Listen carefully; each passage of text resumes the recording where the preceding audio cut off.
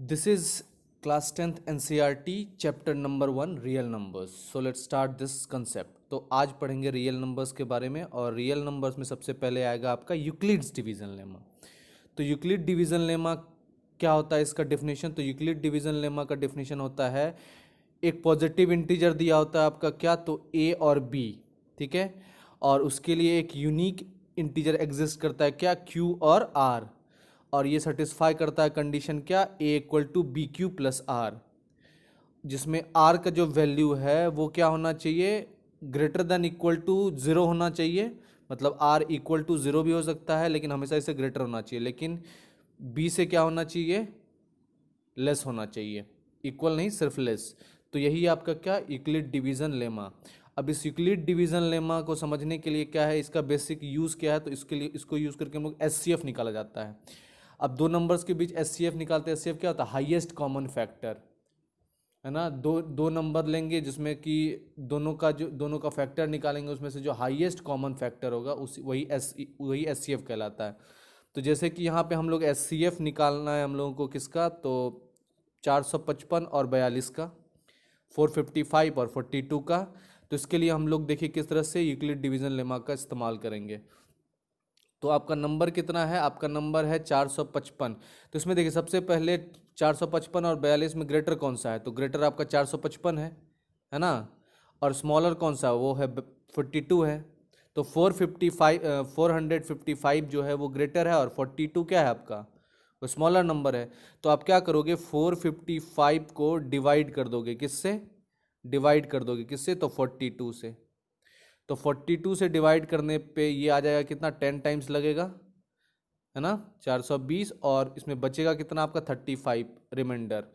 तो वही क्या है, ये डिवीजन एल्गोरिदम फॉलो करता है. तो डिवीजन एल्गोरिदम जो होता है वही होता है क्या आपका, तो डिवीजन एल्गोरिदम में क्या होता है, ये डिवाइजर होता है, ये क्या होता है आपका, डिवाइजर होता है, ये डिवाइजर होता है, ये क्या होता है आपका, सॉरी ये डिविडेंट होता है, सॉरी ये डिविडेंट, ये 455 जो डिविडेंट होता है, ये 42 जो होता है वो क्या होता है आपका 42 डिवाइजर होता है, और ये आपका कोसेंट हो गया, और ये आपका रिमाइंडर हो गया. आई बात समझ में. तो यही जो फॉर्म है ना, A equal to B Q plus R, यही है आपका डिवीजन एल्गोरिदम, जिसको यूक्लिड एल्गोरिदम भी कहते हैं. तो यूक्लिड एल्गोरिदम में आपको क्या करना होता है, यही जो 455 जो डिविडेंट है वही ए होता है, ये आपका 42 जो है वही आपका बी होता है, और ये जो आपका 10 है ये क्या है आपका क्यू कोसेंट होता है, और ये 35 जो है वो क्या आपका रिमाइंडर होता है. समझ में आया है. तो अभी भी हम लोग एस सी एफ नहीं निकल, जब तक आपका ये रिमाइंडर जो है ये इक्वल टू ज़ीरो ना हो जाए तब तक जो है ये प्रोसेस चलता रहेगा. तो इसमें क्या करना है आपको, अब चूंकि यहाँ पे देखिए रिमाइंडर में 35 बचा हुआ है, तो रिमाइंडर तो ज़ीरो हुआ नहीं. तो अब क्या करोगे, जो डिवाइज़र था उसको नेक्स्ट स्टेप में ले आओगे डिविडेंट में, ठीक है, और जो रिमाइंडर है उसको ले आओगे यहाँ पे डिवाइज़र में. तो आप 42 को डिवाइड करोगे 35 से, तो ये एक टाइम्स लगेगा आपका, ठीक है, और रिमाइंडर बच जाएगा 7. तो अभी भी जो है ये रिमाइंडर्स जो है जीरो नहीं आया, तो मतलब स्टेप और बढ़ जाएंगे. अब क्या करेंगे, जो आपका 35 डिवाइज़र था वो बन जाएगा क्या आपका डिविडेंट, और जो आपका रिमाइंडर था वो बन जाएगा क्या आपका डिवाइज़र. तो 35 को हम लोग क्या करेंगे, डिवाइड कर देंगे 7 से, 7 5 जा 35. तो ये क्या हो जाएगा आपका 5 टाइम्स लग के कंप्लीटली डिविजल हो जाएगा, रिमाइंडर 0 हो जाएगा. तो इस केस में क्या हो गया, जो ये 7 है ना, जो डिवाइजर 7 है ना, यही आपका क्या है, यही एच सी एफ है. आई बात समझ में, यही क्या है आपका एच सी एफ है, ठीक है. इसी को कहते हैं क्या है, डिवीजन एल्गोरिदम. तो डिवीजन एल्गोरिदम जो होता है इसी को कहते हैं यूक्लिड डिवीजन एल्गोरिदम. और इसका स्टेप कैसे फॉलो करते हैं, तो इसको स्टेप फॉलो क्यों करते हैं, तो एस सी एफ निकालने के लिए. एस सी एफ किसके बीच, दो पॉजिटिव इंटीजर के बीच, और वो दो पॉजिटिव इंटीजर मान लेते हैं हम लोग सी एंड डी. तो सी हमेशा क्या होना चाहिए, ग्रेटर देन डी होना चाहिए. जैसे क्या था अभी जो जस्ट एग्जांपल देखा, इसमें क्या था आपका 455 जो था वो ग्रेटर देन क्या था 42 था, इसलिए सी इज ग्रेटर देन डी. तो ये 455 सी है, और ये डी क्या है 42. तो उसमें फिर क्या है, आपने फिर क्या फॉलो किया, तो जो यहाँ पे यूक्लिड डिवीजन लेमा लगाया, ठीक है, सी एंड डी के. तो हम लोगों ने क्या किया, हम लोगों ने होल नंबर क्यू पाया, रिमाइंडर आर पाया, और ये किस फॉर्म में था, तो C equal to D Q plus R, जिसमें आपका रिमाइंडर का वैल्यू जो है हमेशा लेस देन किससे कम होना चाहिए, तो डिवाइजर से, डी से, और हमेशा ग्रेटर देन और इक्वल टू होना चाहिए किससे, जीरो से। अब क्या हुआ, रिमाइंडर जब तक अगर रिमाइंडर जीरो जब तक नहीं होगा तब तक वो प्रोसेस चलता रहेगा। जैसे रिमाइंडर जीरो हो जाएगा तो जो सी और डी का जो मिलेगा आपको डिवाइजर, वो क्या हो जाएगा आपका, क्या हो जाएगा आपका, एस सी एफ हो जाएगा। तो ये प्रोसेस कब तक कंटिन्यू करना, जब तक रिमाइंडर जीरो ना हो जाए। आई बात समझ में। तो जो डिवाइजर है वही आपको क्या है, जो डिवाइजर मिलता है वही क्या आपका एस सी एफ है। आई बात समझ में। इसी को कहते हैं यूक्लिड डिवीजन एल्गोरिदम। तो यूक्लिड डिवीजन एल्गोरिदम बेसिकली दो नंबर के बीच का एस सी एफ निकालने के लिए होता है। अब जैसे एनसीईआरटी में आपका एग्जाम्पल 1 दिया कि आपको यूज करना है Euclid division algorithm S C F निकालने के लिए दो नंबर के बीच, जो कि है आपका 4052 4052, और दूसरा नंबर है 12576 जो कि 12576। अब इस दोनों में क्या है, ग्रेटर कौन सा नंबर है, तो ग्रेटर है क्या आपका 12576। तो 12576 जो है वो क्या है, ग्रेटर देन है किससे, तो 4052 से। तो आपको क्या करना है, 12576 को डिवाइड करना है किससे, तो 4052 से। आई बात समझ में। तो चलिए स्टार्ट करते हैं इस प्रोसेस को। सबसे पहला प्रोसेस क्या था कि सबसे पहले देखना है ग्रेटर कौन है, तो ऑब्वियसली है कि 12576 12576 जो है वो ग्रेटर है किससे, 4052 से, 4052 से। तो आप क्या करोगे, इस 12576 को डिवाइड करोगे किससे, तो 4052 से, तो वो 3 टाइम्स लगेगा आपको, और आपके रिमाइंडर में बच जाएगा ये 420। ठीक है। तो चूंकि यहाँ पर रिमाइंडर जीरो तो हुआ नहीं, इसलिए नेक्स्ट स्टेप में बढ़ेंगे, और नेक्स्ट स्टेप में जो ये आपका डिवाइजर था ये बन जाएगा क्या आपका डिविडेंड बन जाएगा, और जो रिमाइंडर था वो बन जाएगा आपका क्या, डिवाइजर। तो अब ये क्या करोगे, 4052 जो है 4052 है, जो 4052 को डिवाइड करोगे किससे, तो 420 से, तो वो 9 टाइम्स लगेगा, वो 9 टाइम्स में डिवीजन होगा, और आपका रिमाइंडर बचेगा 272। अभी भी क्या हुआ, रिमाइंडर जीरो तो हुआ नहीं, इसलिए नेक्स्ट स्टेप बढ़ जाओगे। नेक्स्ट स्टेप में क्या हो जाएगा आपका, जो आपका डिवाइजर था वो बन जाएगा आपका डिविडेंड, और जो आपका रिमाइंडर था वो बन जाएगा नया डिवाइजर। तो अब क्या करोगे, 420 को डिवाइड करोगे 272 से, ये 1 टाइम्स लगेगा, बचेगा आपके रिमाइंडर में 148 148। फिर क्या, अभी भी रिमाइंडर क्या है, जीरो नहीं है, मतलब 148 है तो वो जीरो के इक्वल नहीं है। तो फिर क्या करोगे, स्टेप आगे बढ़ेगा, फिर ये 272 जो था ये आ जाएगा आपका कहाँ, तो ये आ जाएगा आपका डिविडेंट में, और जो रिमाइंडर है वो बन जाएगा क्या आपका, ये बन जाएगा आपका डिवाइजर। ठीक है। अब ये 272 को 148, मतलब 272 को 148 से डिवाइड करेंगे तो आपका 1 टाइम्स वो लगेगा, और आपका रिमाइंडर हो जाएगा 124। अभी भी रिमाइंडर आपका क्या है, जीरो नहीं हुआ, रिमाइंडर में क्या 124। तो अब फिर क्या, एक स्टेप और आगे बढ़ेंगे।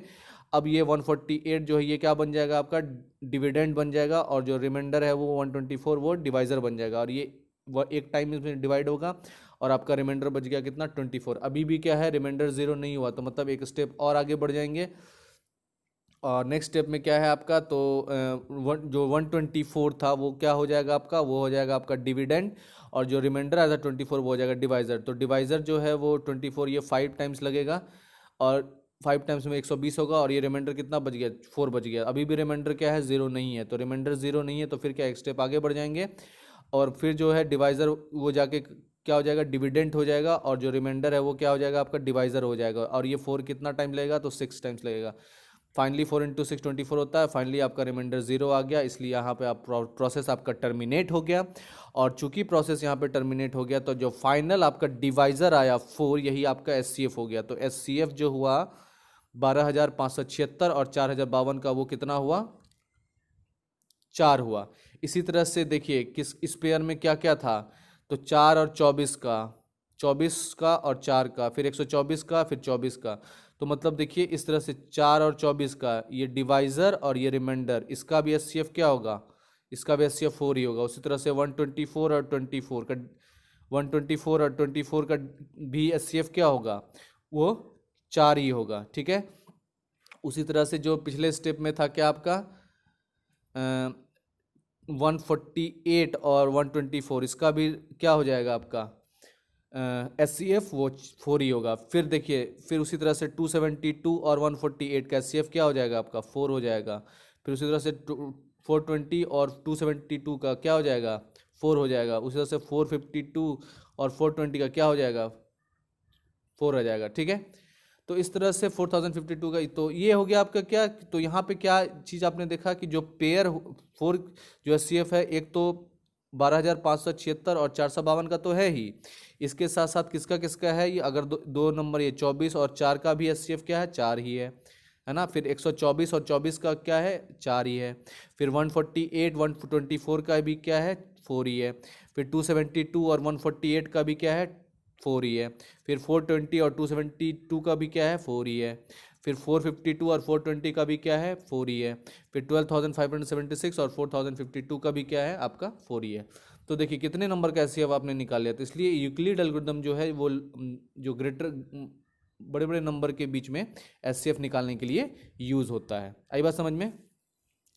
नेक्स्ट एनसीईआरटी का एग्जांपल क्या है कि आपको शो करना है, क्या शो करना है कि जो एवरी पॉजिटिव इवन इंटीजर है, मतलब जो इवन इंटीजर जो कि 2 से डिविजिबल होता है, वो उसका फॉर्म 2q होगा। और हर एक ऑड पॉजिटिव इंटीजर जो है उसका उसका जो फॉर्म होगा वो 2q+1 है। अब q इक्वल टू क्या है, q इक्वल टू 1 2 3 4 कुछ भी पुट करो। तो पहले वाले में अगर q जो 2q है इसमें q की वैल्यू 1 पुट करोगे तो 2 इंटू 1 2 हो जाएगा। फिर q की वैल्यू 2 पुट कर 2 2 इंटू 4 हो जाएगा। फिर q का 3 करो 2 इंटू 3 6 हो जाएगा। फिर q का 4 को 8 हो जाएगा। तो देखिए 2 4 6 8 ये इवन इंटीजर आता जा रहा है। आई बात समझ में। उसी तरह से अब क्या है, अब इस 2q+1 में q का वैल्यू 1 2 3 पुट करो। तो q का वैल्यू जब 1 पुट करोगे 2q+1 में तो क्या हो जाएगा, ये 2 2 1 3 और 3 हो जाएगा, 3 हो जाएगा। फिर 2 पुट करोगे q का वैल्यू 2 2 जा 4+1 5 हो जाएगा। फिर 3 पुट करोगे तो 2 3 जा 6 और +1 7 हो जाएगा। इधर 2 4 जा 8 और 9 हो जाएगा। तो देखिए ये सब 3 5 7 9 ये सब क्या आपका ऑड नंबर है। तो इसलिए क्या है कि अगर कोई नंबर 2q के फॉर्म में है तो वो क्या होगा, इवन इंटीजर होगा। अगर 2q+1 के फॉर्म में है तो वो ऑड पॉजिटिव ऑड इंटीजर होगा। आई बात समझ में। इसी को कैसे किया है, तो देखिए इसमें क्या है, a को मान लिया क्या, एक पॉजिटिव इंटीजर, और b को मान लिया है 2। ठीक है। तो इस तरह से एल्गोरिदम बन गया a इक्वल टू 2q+r। और q का वैल्यू हमेशा क्या हो, ग्रेटर देन इक्वल टू 0 हो जाएगा। और चूंकि b का वैल्यू 2 माना है तो क्या क्या हो सकता है इसमें, r इक्वल टू 0 और r इक्वल टू 1। तो चूंकि ये क्या है 0 1 दो ही हो सकता है, क्योंकि r का वैल्यू क्या है 0 से इक्वल टू और ग्रेटर होना चाहिए और 2 से कम होना चाहिए। तो वो वैल्यू क्या है 0 और 1 हुए। तो इसलिए क्या है आपका, इसमें पुट करोगे आर का वैल्यू एक बार 0 तो हो जाएगा 2q, एक बार पुट करोगे 1 तो वो हो जाएगा 2q+1। इसलिए यहाँ पे क्या होता है, एवरी पॉजिटिव इंटीजर जो इस 2q फॉर्म के होता है वो क्या होता है आपका ऑड, वो इवन होता है, और 2q+1 के फॉर्म में आपका ऑड होता है। आई बात समझ में। तो इसलिए इस चीज़ को आपको याद रखना है। तो इसमें कि अगर a जो है, a का फॉर्म 2q है तो a जो है वो इवन है, और अगर एक पॉजिटिव इंटीजर उसका फॉर्म जो है वो क्या है, ऑड भी हो सकता है, तो वो इसका फॉर्म 2q+1 है। ठीक है। फिर नेक्स्ट एग्जांपल देखते हैं। नेक्स्ट एग्जांपल में क्या लिखा हुआ है कि तीसरा की शो करना आपको क्या, कि जो पॉजिटिव ऑड इंटीजर है इस फॉर्म का और इस फॉर्म का वेयर क्यू ऑड इंटीजर। तो सिंपल है, सिंपल लॉजिक है उसमें। देखिए क्यू के बदले 1 2 3 पुट करते जाइए। जब 4q+1 में क्यू की जगह 1 पुट करोगे तो 4 इंटू 1+1 कितना हो जाएगा, 5 हो जाएगा। उसी तरह से 2 पुट करोगे क्यू की जगह तो 4 इंटू 2 8 8+1 9 हो जाएगा। फिर से 3 पुट करो 4 3 जा 12 12 एक 13 9 13 हो जाएगा। तो देखिए ये क्या ऑड इंटीजर होता है, 5 9 13 क्या ऑड है। तो इसलिए क्या है ये पॉजिटिव ऑड इंटीजर। उससे से अगर 4q+3 करते तो अगर q का वैल्यू 1 पुट करते तो क्या हो जाएगा, 4 इंटू 1+3 7 हो गया। फिर उससे से 4 इंटू 2 8 8+3 11 हो गया। फिर 4 इंटू 3 12 12+3 15। तो देखिए ये 7 11 15 सब ऑड नंबर हुआ। तो इसलिए क्या है ये, कि ये पॉजिटिव ऑड इंटीजर जो इस फॉर्म का होगा 4q+1 और 4q+3, तो वो उसका जो है वो क्या होगा, ऑड पॉजिटिव इंटीजर होगा। इसी चीज़ को शो करना है आपको। तो इसमें क्या मानना आपको कि ए को एक पॉजिटिव इंटीजर मानिए, पॉजिटिव ऑड इंटीजर मानिए।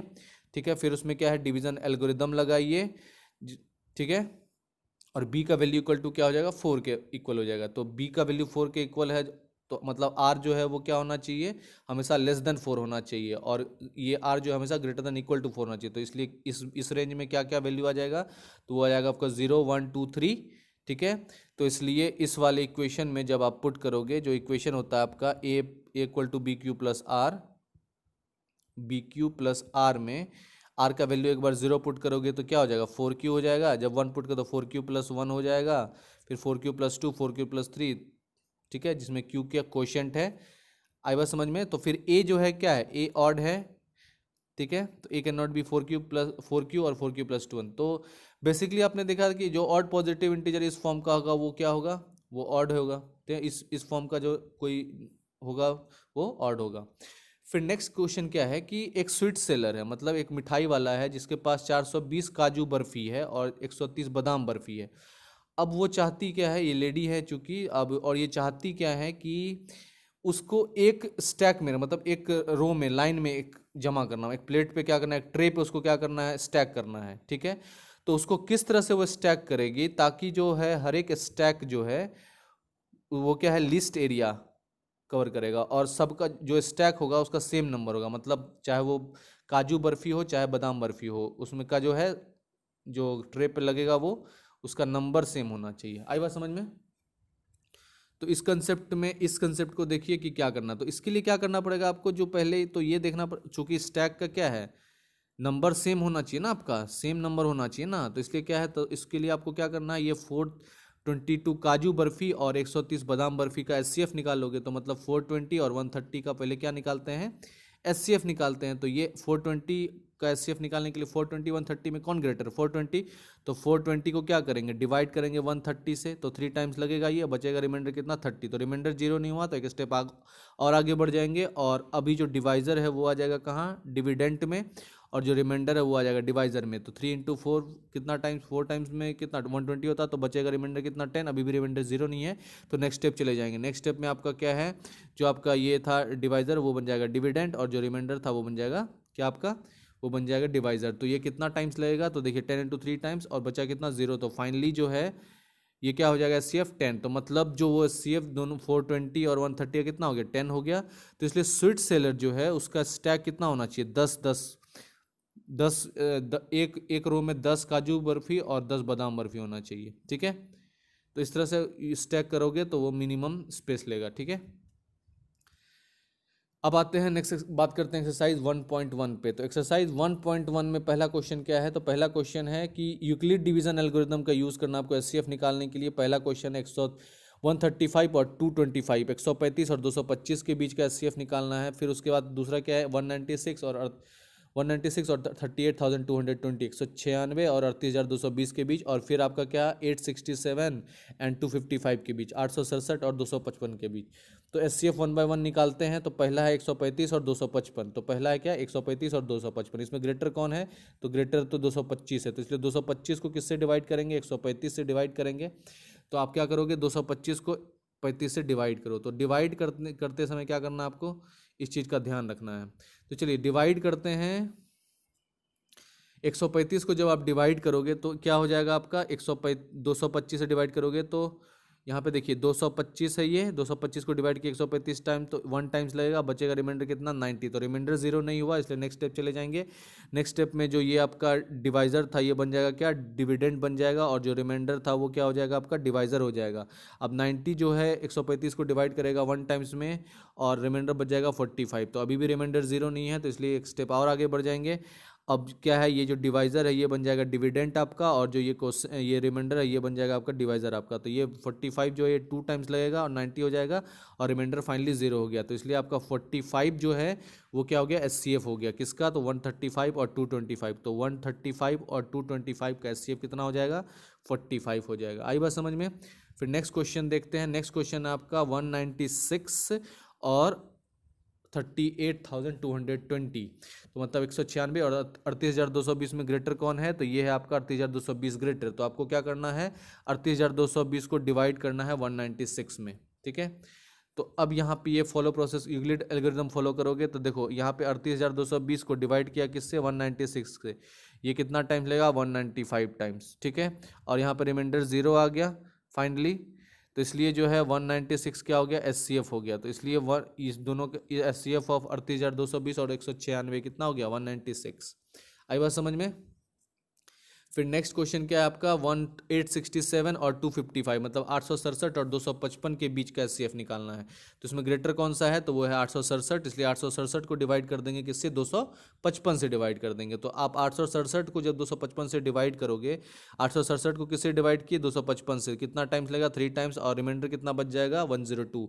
तो रिमाइंडर 0 नहीं हुआ तो एक स्टेप और आगे बढ़ जाएंगे। अब क्या होगा, जो ये आपका डिवाइजर था वो डिविडेंड बन जाएगा, और जो रिमाइंडर था वो क्या बन जाएगा, आपका डिवाइजर बन जाएगा। अब 102 जो है 255 को 2 टाइम्स में डिवाइड करेगा, और आपका रिमाइंडर बच जाएगा क्या, 51। ठीक है, अभी भी रिमाइंडर 0 नहीं है, तो फिर क्या हो जाएगा, तो ये डिवाइजर जो है ये बन जाएगा डिविडेंड, और जो ये आपका रिमाइंडर है ये बन जाएगा डिवाइजर। तो अब देखिए 151 जो है 2 टाइम्स जो है वो कंप्लीटली डिवाइड कर देगा 102 को, और रिमाइंडर आ जाएगा 0, इसलिए जो फाइनल डिवाइजर 51 है वही आपका एचसीएफ हो गया। आई बात समझ में। तो इस तरह से हम लोग देखा कि किस तरह से हम लोग यूक्लिड एल्गोरिदम का यूज़ करके एचसीएफ निकाल सकते हैं बहुत क्विकली। फिर दूसरा क्वेश्चन क्या है कि आपको शो करना क्या कि एनी पॉजिटिव ऑड इंटीजर जो कि CQ+1, CQ+3 और CQ+5 के फॉर्म है, उसमें क्या होगा, वो ऑड पॉजिटिव इंटीजर होगा। तो सिंपल यहाँ पे लॉजिक है, क्यू की जगह आपको क्या पुट करना है, 1 2 3 डॉट डॉट डॉट पुट करते चलिए। ठीक है, तो अब देखिए यहाँ पे क्या है ना कि आपको क्या है कि सिंपल सा लॉजिक है कि देखिए क्यू की जगह 1 पुट करोगे, पहले में +1, देखिए ऐड हुआ क्या, ऑड नंबर वो +1, ऑड नंबर +3, ऑड नंबर +5। तो कितना भी, चूंकि 6Q 6Q और 6Q ये इवन नंबर, इवन में जब ऑड नंबर ऐड होगा तो क्या होता है, ऑड नंबर होता है।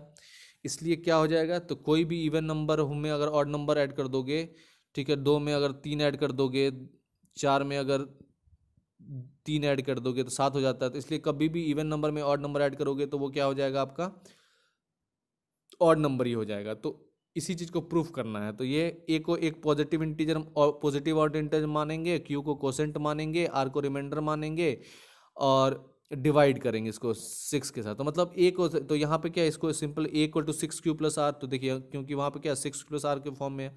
अब जो आर का वैल्यू है वो ग्रेटर देन इक्वल टू 0 होना चाहिए, लेकिन लेस देन 6 होना चाहिए। तो मतलब आर का जो रेंज है वो कहाँ का कितने से कितने तक के बीच में हो जाएगा, तो 0 से 0 1 2 3 4 5 6 नहीं होगा, क्योंकि 6 से लेस देन होना चाहिए आर। तो इसलिए आपका आर का वैल्यू हो गया क्या, ये हो गया। फिर आप क्या करोगे, ये आर का वैल्यू इस वाले में एक बार आर का वैल्यू 0 पुट करोगे, एक बार 1 पुट करोगे, एक बार 2 पुट करोगे, एक बार 3 पुट करोगे, एक बार 5 पुट करोगे।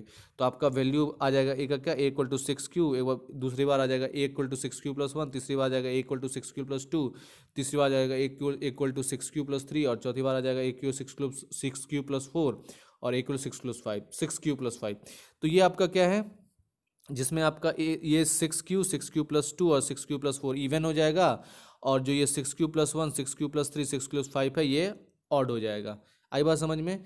तो इस तरह से हमने प्रूव कर दिया इस चीज़ को। फिर नेक्स्ट क्या है, नेक्स्ट कह रहा है कि एक आर्मी का ग्रुप है जिसमें एक आर्मी है, आर्मी का ये ग्रुप है जिसमें टोटल 616 मेंबर्स हैं।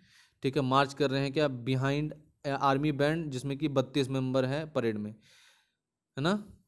तो जो दो ग्रुप है ना, दो ग्रुप को मार्च करना है in the same number of column, same number of column में मार्च करना है। तो कितना मैक्सिमम नंबर कॉलम होगा जिसमें वो मार्च कर सकेंगे। तो इस क्वेश्चन को सॉल्व करने के लिए क्या है, आपको सिंपल देखिए, इसमें क्या है, आपको 616 मेंबर्स हैं और इधर 32 मेंबर्स है। तो मैक्सिमम कितना होगा, इसके लिए एचसीएफ हाईएस्ट कॉमन फैक्टर निकालते हैं। तो 616 और 32 का क्या करना है, हाईएस्ट कॉमन फैक्टर निकालना है। तो 616 और 32 में ग्रेटर कौन है, 616। तो क्या करोगे आप, 616 को डिवाइड कर दोगे 32 से, तो ये 19 टाइम्स लगेगा, और बच जाएगा रिमाइंडर में 8। अब रिमाइंडर इक्वल टू 0 नहीं है, मतलब 8 इक्वल टू 0 नहीं है, तो इसलिए क्या फिर से लगाएंगे। तो अब क्या हो जाएगा, आपका जो आपका ये डिवाइज़र था वो डिविडेंड बन जाएगा, और जो आपका जो था ये रिमाइंडर वो डिवाइज़र बन जाएगा। तो 8 × 4 टाइम्स लग जाता 32 कम्प्लीटली डिविजल, आंसर आ गया 0। तो इसलिए आपका क्या हो गया, जो कॉलम कितना हो जाना, एचसीएफ हो गया 8। तो मैक्सिमम नंबर कॉलम कितना होना चाहिए, वो 8 होना चाहिए। तो इसको निकालने के लिए सिंपल ये आप डिवाइड कर दोगे इस तरह से। ठीक है, फिर क्या है, तो रिमाइंडर जो है वो 0 हो गया, तो मतलब एचसीएफ कितना हो गया इसका, 8 हो गया। तो जो मैक्सिमम नंबर ऑफ कॉलम हो जाएगा उस आर्मी कंटीजेंट का, जिसमें 416 मेंबर, ठीक है, वो 32 मेंबर वाले ग्रुप के बगल में मार्च करेगा, वो कितना हो जाएगा, कॉलम 8 हो जाएगा, 8 कॉलम। ठीक है, फिर नेक्स्ट क्या है फोर्थ नंबर कि आपको यूक्लिड डिवीजन लेमा का यूज़ करना है शो करने के लिए क्या कि जो स्क्वायर होता है कोई पॉजिटिव इंटीजर का वो किस फॉर्म में होता है, या तो 3m या फिर 3m+1, जहाँ की m इंटीजर है। तो इसके लिए हिंट क्या दिया गया है कि x को मान लो एक पॉजिटिव इंटीजर, फिर या इसका फॉर्म 3q+1 3q+2 हो सकता है। तो अब स्क्वायर जो है हर एक का क्या हो जाएगा, वो रिटर्न हो जाएगा किस तरह से, तो 3m और 3m+1। तो इसको सॉल्व करेंगे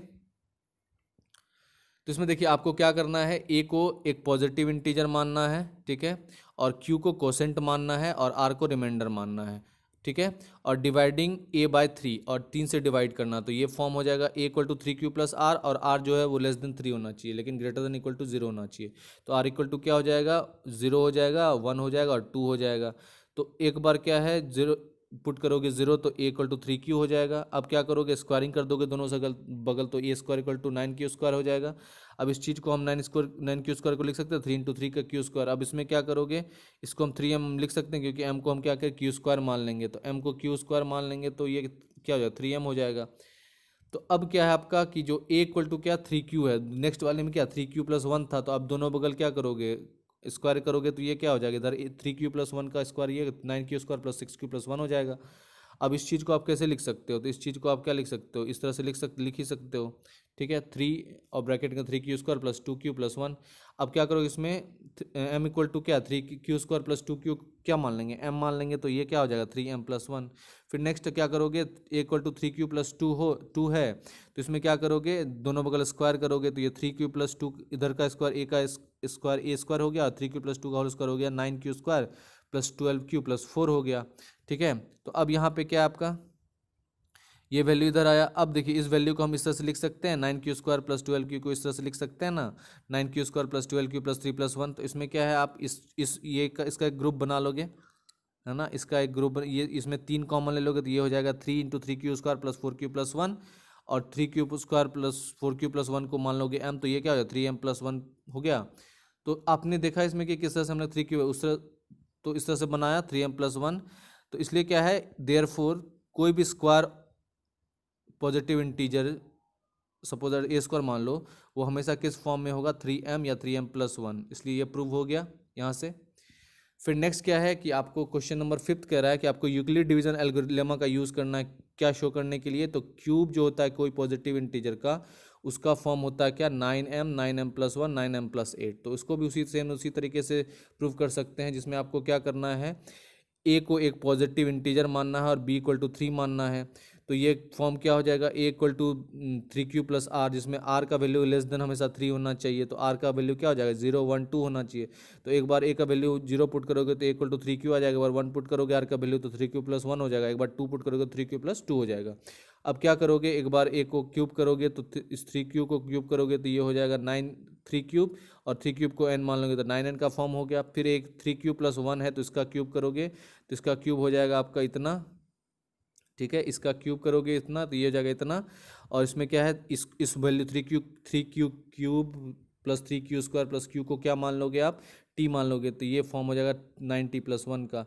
उसी तरह से फिर 3q+2 को करोगे तो ये इसका क्यूब हो जाएगा कितना, तो 9 इस तरह से क्यूब हो जाएगा इसका ये पूरा, ठीक है, जिसमें जो ये वैल्यू जो है इसमें 9 कॉमन ले लेंगे 3q + 6q² + q + 8, तो ये 9k + 8 के फॉर्म में हो जाएगा। तो इसलिए आपने क्या देखा यहाँ पे कि क्यूब जो होगा कोई भी पॉजिटिव इंटीजर का वो किस फॉर्म में होगा 9m 9m+1 या 9m+8 के फॉर्म में होगा, ठीक है।